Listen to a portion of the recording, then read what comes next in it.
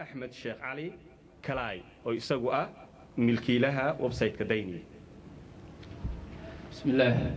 الحمد لله والصلاة والسلام على أشرف المسلمين. مركور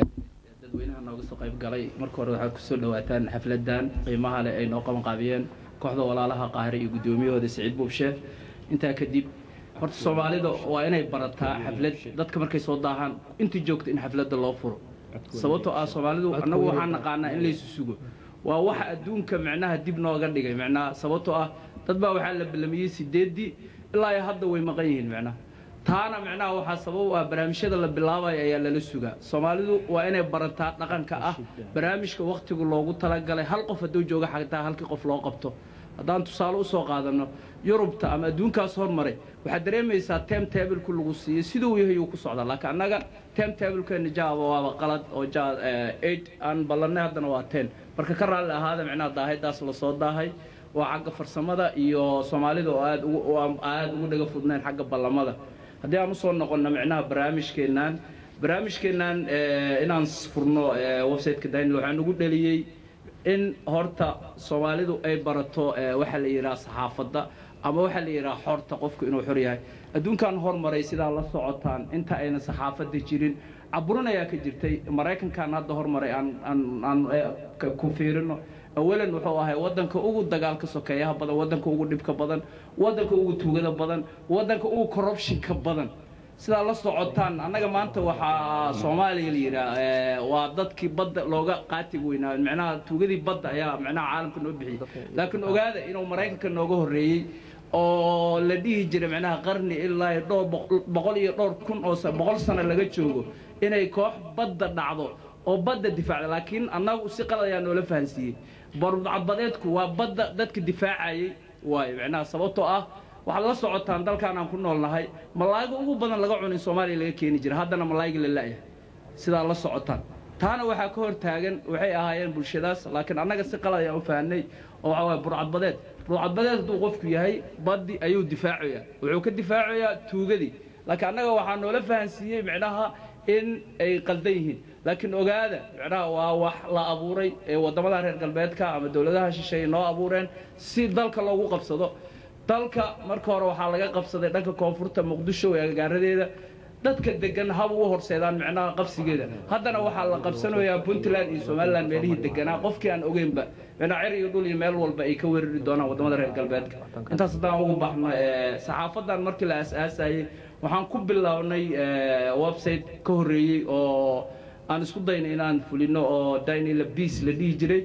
ka xogaa markuu socday waan ka bedelnay haddana waan sii hormarinay si bulshada u barato Soomaalidu dadku jaaqalada u fahmaan Daynil markii la yiraahdo laakiin lama yaabay markii Washington Post lagu yiraahdo adigu waa qancaysaa waxa la Washington Post is nice news way leedahay laakiin Daynil news diiraa Soomaalidu durbaba qabiil bay u farsirinaysaa جاء قفكنا ماشاس معناها أي دعاية أما وحي الله وفنس لكن أنا وحنا أركا وين معناها قفك هيران أونلاين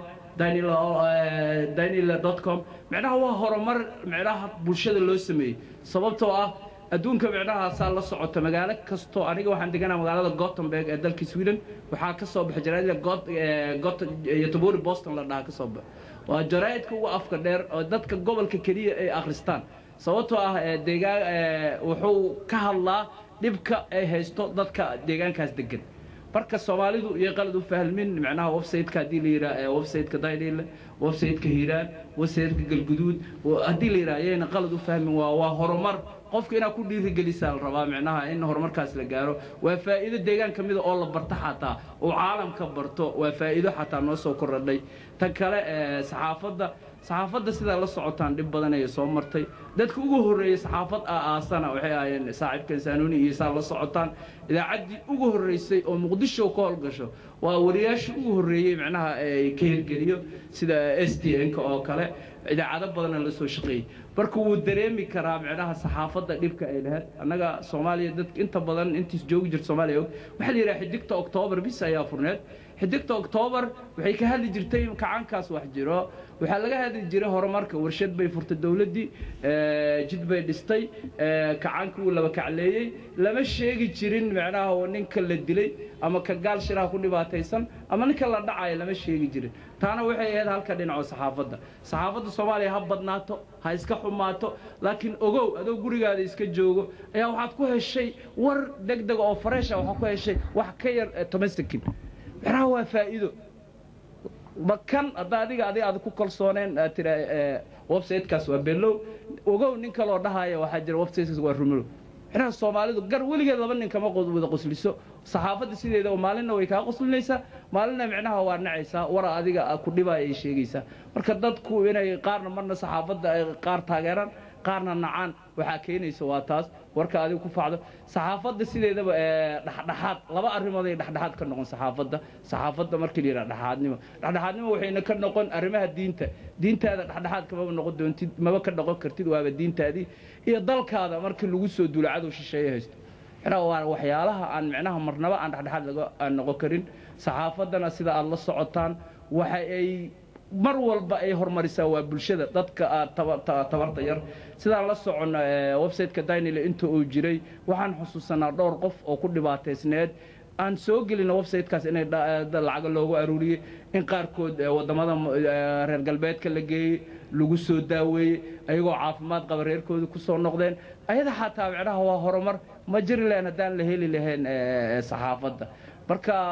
aniga anoo hadalkayga ku soo badnaan doonin ama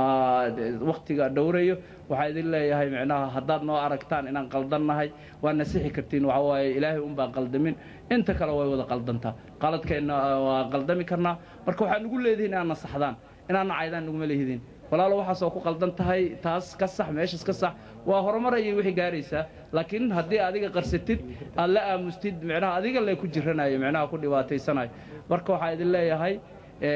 website-ka xafladiisa iyo soo dhaweyntiisaba ku soo dhawaada mar labaad ayaan leeyahay wixii farsamo xumo dhacana naga raali ahaada wassalaamu calaykum waraxmatullaahi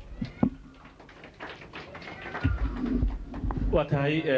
aad iyo aad ayuu u mahadsan yahay milkiilaha website-ka ama page-ka Daynile oo isagu kelmad kooban oo furitaan ah ka sameeyay xafladan munaasabada ah ee lagu maamuusayo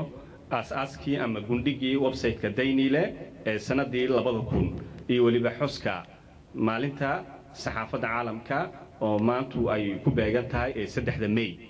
waayahay khudbadihii kale ayaan gudagalaynaa bal marka hore waxaan u yeerayaa dhinaca jaaliyadda Mahad Maxamed Salaad oo isagu ah xogeyaha guud ee jaaliyadda Soomaaliyeed ee dalkan Masar